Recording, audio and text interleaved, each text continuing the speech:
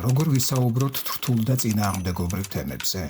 სწორი საუბარი ცვლის შეხედულებებს, მაგრამ როგორ ვესაუბროთ სხვებს ისე, რომ დიალოგი არ გადაიზარდოს კამათში?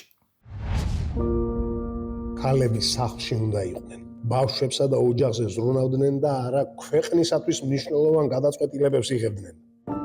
ეს რა მოძველებული აზრია, ასე აღარავინ ფიქრობს. ემოციური რეაქციის ნაცვლად ისაუბრე მშვიდად და გამოიყენე მაგალითები ისტორიიდან, რომლებიც ადამიანს აზრის გადაფასების საშუალებას მისცემს. ნუ მიუთითებ, რომ ადამიანი ცდება, არამედ დასვი კითხვა, რომელიც არგუმენტების გადახედვისკენ უბიძგებს. ანუ ფიქრობ, რომ მხოლოდ კაცებს შეუძლიათ მნიშვნელოვანი გადაწყვეტილებების მიღება?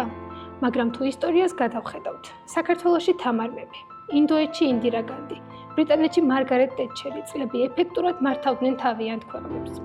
ეს სახელმწიფოები ამ ქალების მმართველობით მხოლოდ გაძლიერდნენ.